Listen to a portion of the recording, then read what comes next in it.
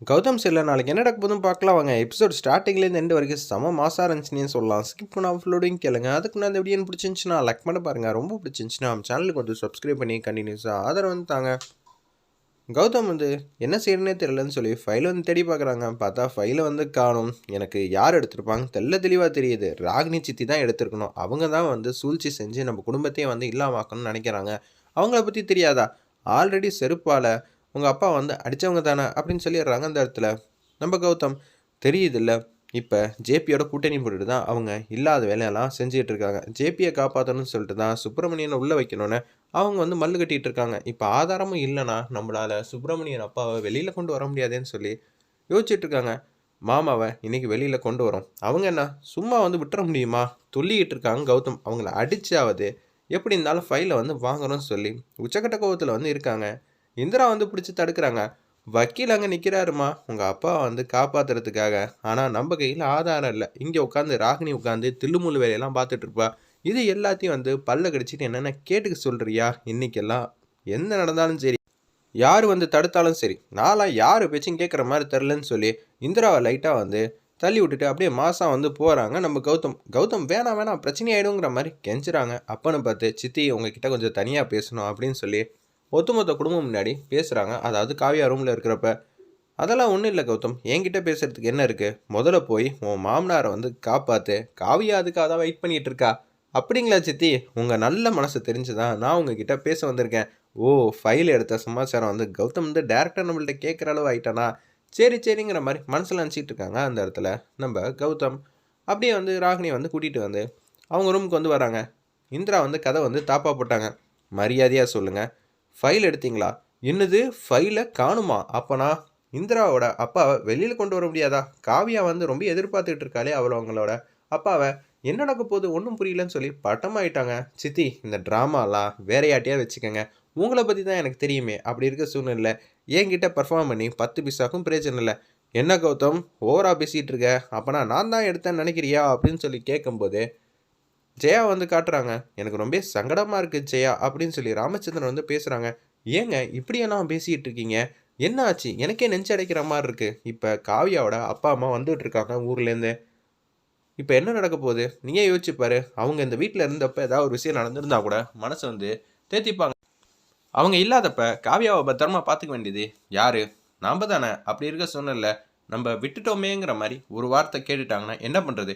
என்ன இருந்தாலும் 10 மாதம் வயிற்றுல வந்து சுமந்து பெற்றிருக்காங்களே, அவங்களுக்கும் வலி வேதனை இருக்கத்தானே செய்யும். எனக்கும் ஒன்றும் புரியலைங்க அப்படின்னு சொல்லி ஜெயா வந்து ஆதங்கப்பட்டு பேசும்போது, நான் தானே காவியாவோட ஹஸ்பண்டு, என்னை மீறியா வந்து அவங்களுக்கெல்லாம் ரெஸ்பான்ஸ் பண்ணணும் அப்படின்னு சொன்னோன்னே ராமச்சந்திரனுக்கு வந்துச்சு பாருங்க கோவம். இவன் மூஞ்சியை வந்து நான் என்ன செய்வேனே தெரியாது, அடிச்சு கிடிச்சு தூக்கி எரிஞ்சிட போகிறேன். ஜெயா அவனை பேசாமல் இருக்க சொல்லு. வெற்றி அம்மா அப்பா ஏதோ பேசிகிட்டு இருக்காங்க, நீ எதுக்கடா கொடுக்க வர அப்படின்னு சொல்லி வெற்றி வந்து கதிர்கிட்ட கண்ணாமண்ணான்னு திட்டுறாங்க. ஆமாம்மா என்னதான் இங்கே யாருமே மதிக்கிறது இல்லையே, சும்மா தானே நான் இங்கே நின்றுட்டு இருக்கேன்னு அவர் ஆதங்கப்பட்டு பேசுகிறாங்க. எல்லா தில்லுமுள்ளும் செஞ்சது கதிரும் ராகினியும் தான். ஆனால் அவங்க நல்லவங்க மாதிரி ரியாக்ஷன் கொடுத்துட்டு இருக்காங்க அந்த இடத்துல.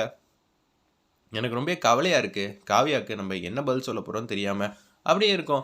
ஆனால் இங்கே வந்து பார்த்தா காவியா மூஞ்சி லைட்டாக வந்து சினிங்கியிருந்தாலே, கோவப்பட்டிருந்தா, மூஞ்சி டல்லாக இருந்தாலே அவங்க வந்து என்னாச்சு என் தங்கத்துக்குங்கிற மாதிரி கேட்பாங்க. ஆனால் இவ்வளோ பெரிய விஷயம் வந்து நடந்திருக்கு. அப்படி இருக்க சூழ்நிலை எப்படி ஜெயா சமாளிக்க போகிறோம்? எனக்கும் கொஞ்சம் கஷ்டமாக தாங்க இருக்குது. ஏற்றுக்கூடிய மனப்பக்குவம் இல்லை.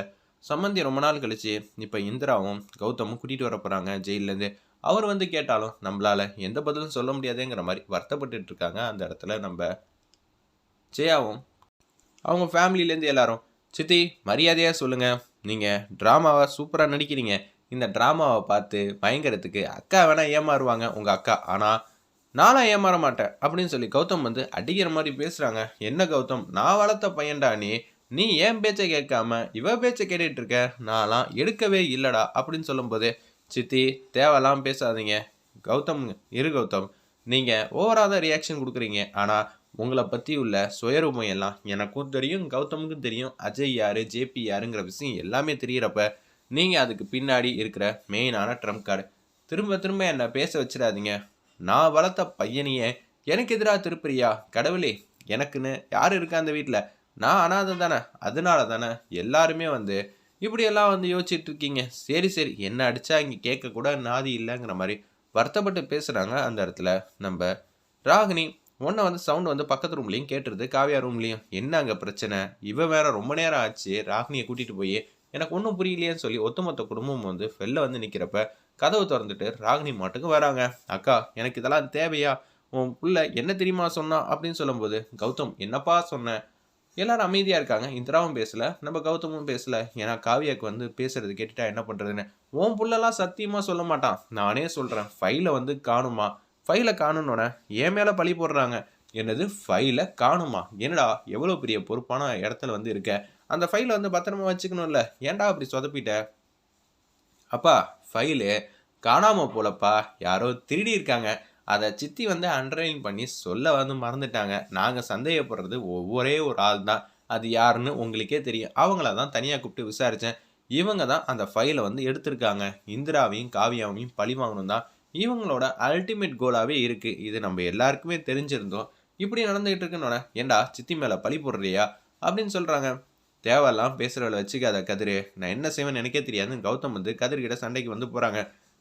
கதிர் மாமா கொஞ்சம் அமைதியாக இருக்கீங்களா? இப்போ அவங்க கூட மல்லு கட்டி எனர்ஜி வேஸ்ட் பண்ணுற அளவுக்கு எங்கள் உடம்புலையும் மனசுலையும் தெம்பெல்லாம் இல்லை, அமைதியாக இருங்கன்னு கௌதமும் அமைதியாகிட்டாங்க அந்த இடத்துல. ஏய் என்னடா நினச்சிட்டு இருக்கீங்க? என்ன 10 பைசா கூட மதிக்க மாட்டேங்கிறீங்க? வாரிசு போனதை நினச்சி நானே கவலையில் இருக்கேன்.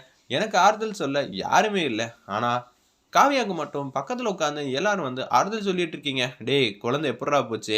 எனக்கு நல்லாவே தெரியும். அண்ணி வயிற்று வலின்னு சொல்லியும் கூட நீ உதவி செய்ய மாட்டேன்னு சொன்னேன். இதெல்லாம் நான் மறந்துட்டு இப்போ என்ன சீன் போட்டுக்கிட்டு இருக்கியான்னு சொல்லி கௌதம் வந்து கடுப்பாயி அப்படியே அடிக்கலான்னு போகிறாங்க. கௌதம் உன்கிட்ட பேசுறதே எனக்கு பெரிய வேலையாக இருக்கு போல இருக்கு. கொஞ்ச நேரம் அமைதியாக இருப்பா. சண்டை போட்டு இங்கே கலாட்டா பண்ணி நம்ம நிம்மதியெல்லாம் கெடுக்கணும் தான் அந்த மாதிரி சில பேர்லாம் பார்த்துக்கிட்டு இருக்காங்க. சித்தி மரியாதையாக கேட்குறேன், கடைசியாக கேட்குறேன், அந்த ஃபைல் எங்கே இருக்குது அப்படின்னு சொல்லி கௌதம் வந்து கேட்குறாங்க. நீ பாத்தியாக்கா ஓம் முன்னாடியே இப்படியெல்லாம் பேசிகிட்டு இருக்கா. இதனால தான் இந்திராக்கும் சரி காவியாக்கும் சரி ஒரு நல்லதாவது இந்த வீட்டில் வந்து நடக்குதா? எதுவுமே நடக்கலை. இந்த வீட்டில் எல்லாமே வந்து நெகட்டிவாகவே நடக்குதுன்னா அவங்களோட எண்ணமும் செயலும் தான் அப்படின்னு சொல்லும்போது கடுப்பாயிட்டாங்க. நம்ம ராமச்சந்திரன் என்ன நடக்குதுன்னே தெரியல. இந்த வீட்டில் எல்லாரும் வந்து வெளியாளுங்களுக்கு தான் பயந்து சிசிடிவி கேமரா ஃபுட்டேஜ்லாம் செக் பண்ணி பார்ப்பாங்க. வீட்டுக்கு வெளியே யாரும் வந்துட்டாங்கன்னா போகிறதுனா என்ன பண்ணுறதுன்னு. ஆனால் நம்ம வீடு குடும்பம் இருக்கிற சூழ்நிலை பார்த்தா வீட்டுக்குள்ளே தான் வந்து மெயினான அக்யூஸ்ட்லாம் இருப்பாங்க போல இருக்குது. சிசிடிவி கேமராலாம் இங்கே தான் வைக்கணும் போல இருக்குது அப்படின்னு சொல்லி சுற்றி வந்து சொல்கிறாங்க அந்த இடத்துல. நம்ம ராமச்சந்திரன் என்ன வேணான்னு பண்ணிக்கங்க மாமா, ஆனால் அந்த ஃபைலை தான் நான் தான் எரிச்சிட்டேனே, உங்களால் தொடக்கூட முடியாது. எப்படி இருந்தாலும் சுப்பிரமணியன் உள்ளே தான் இருப்பாங்க. காவியாக்கும் சரி இந்திராக்கும் சரி கௌதம் 3 பேரும் எதுவுமே நல்லது கேட்டாலாம் நடக்காத அளவு தான் நான் பார்த்துப்பேங்கிற மாதிரி கேவலமாக வந்து திங்க் பண்ணுறாங்க அந்த இடத்துல. நம்ம ராகினி கௌதம் இனிமேட்டு இவங்கள்ட்ட பேசுறது வேஸ்ட்டு, செவுத்தில் முட்டிக்கிட்டே இருந்தா என்ன ஆகும்? நமக்கு தான் வந்து ரெட் கலர் வெளில வரும். அப்படி இருக்கும்போது நியாயம் தர்மம் இதெல்லாம் வந்து தப்பு செஞ்சிட்டோன்னு வருத்தப்படுறவங்கள்ட்ட பேசலாம். ஆனால் நம்ம செய்கிறது தான் கரெக்டுன்னு நினைக்கிறவங்களுக்கு பேசுறதெல்லாம் வேஸ்ட்டு. நம்ம எப்படி இருந்தாலும் வந்து மல்லு கட்டியாவது கொண்டு வந்துடலாம் நம்ம சுப்பிரமணியன் அப்பாவை அப்படின்னு சொல்கிறாங்க. இதெல்லாம் பாசிபிளான்னு சொல்லி கேட்குறாங்க ஜெயா.